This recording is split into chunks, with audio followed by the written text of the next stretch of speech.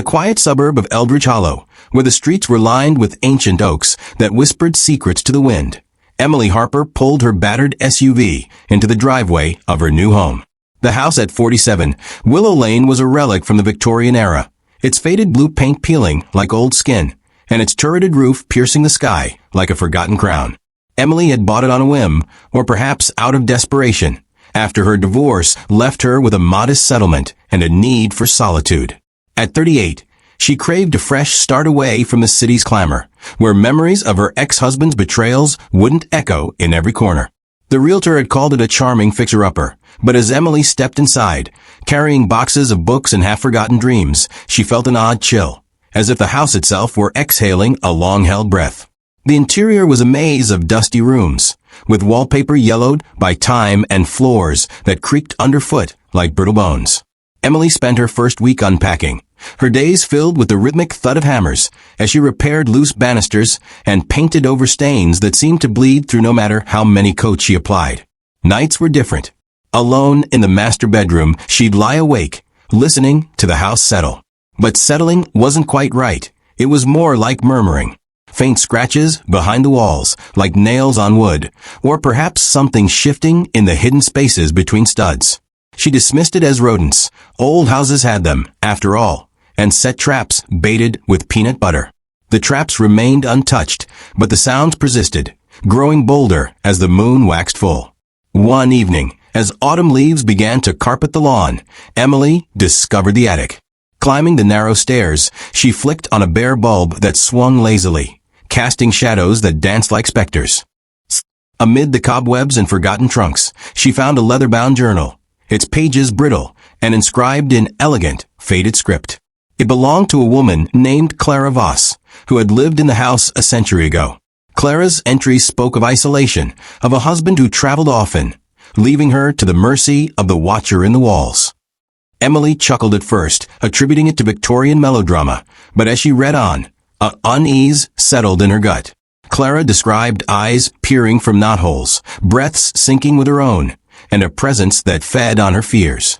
"It watches from walls," Clara wrote repeatedly, her handwriting devolving into frantic scrawls.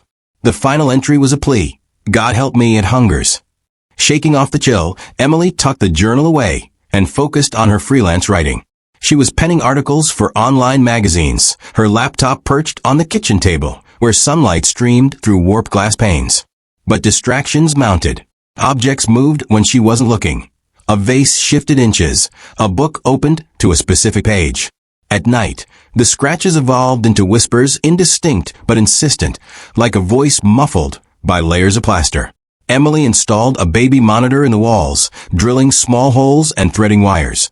But it captured only static laced with what sounded like labored breathing. She confided in her neighbor, old Mr. Hargrove, who lived next door in a tidy bungalow. "That house has history," he said, his eyes darting away. "The Voss family tragedy struck. Best not to dig too deep." Curiosity gnawed at Emily like the unseen pests. She researched the Vosses at the local library, a squat building smelling of mildew and forgotten lore.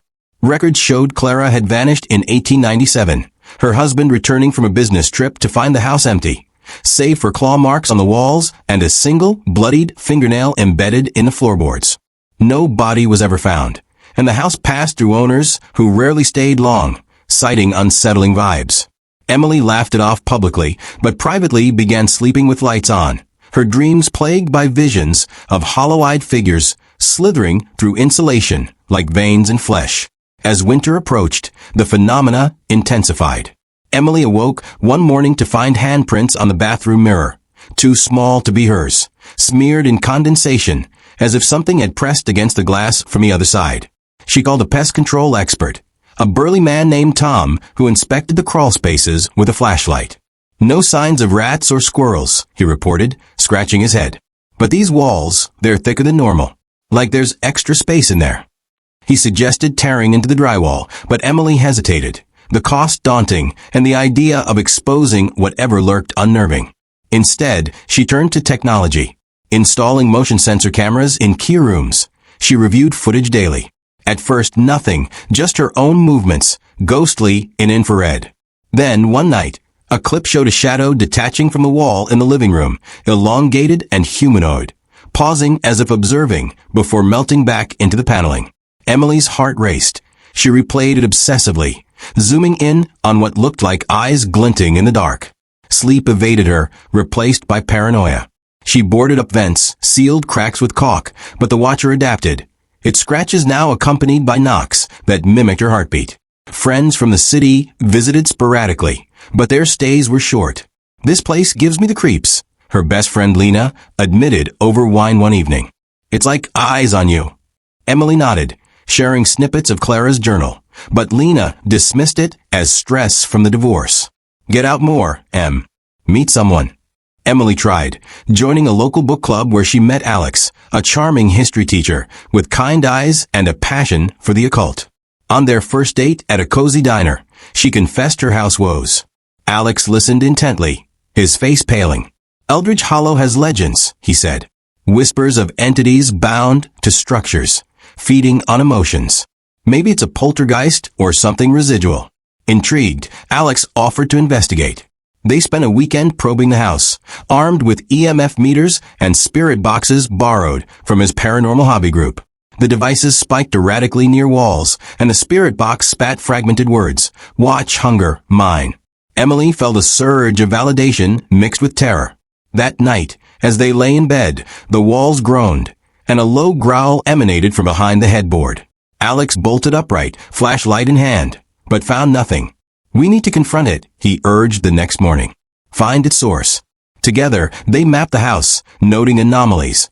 Walls warmer in spots, as if alive.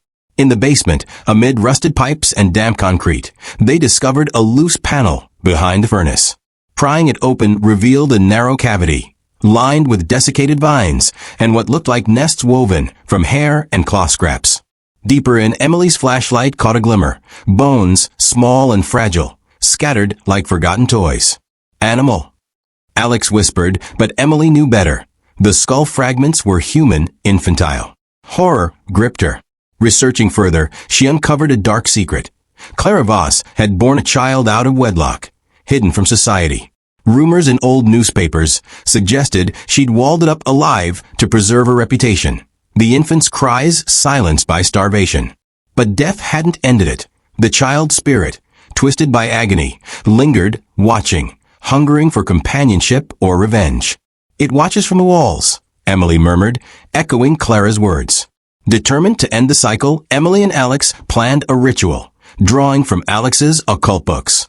They gathered salt, sage, and a crucifix, intending to cleanse the house. As midnight struck, they chanted incantations in the basement, the air thickening with ozone. The walls trembled, scratches turning to thuds, as if something battered for release.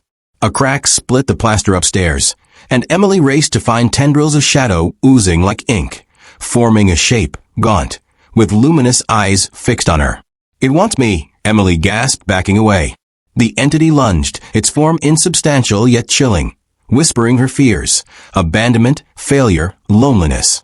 Alex arrived, swinging a blessed candle, but the watcher retreated, only to reform stronger. In desperation, Emily grabbed a sledgehammer from the garage, smashing into the wall where the presence concentrated. Plaster crumbled, revealing a mummified bundle, the child's remains, wrapped in faded cloth. As she cradled it, tears streaming, the house quieted. The scratches ceased, the whispers faded. They buried the bones in the backyard under moonlight, with a simple prayer. Peace settled over 47, Willow Lane, the air lighter, the walls inert. Months later, Emily thrived, her writing flourishing in the now serene home. Alex became a fixture, their bond forged in the fire of the supernatural. Yet on quiet nights she'd pause, ear to the wall, wondering if echoes lingered. But no, the watcher was gone, its vigil ended.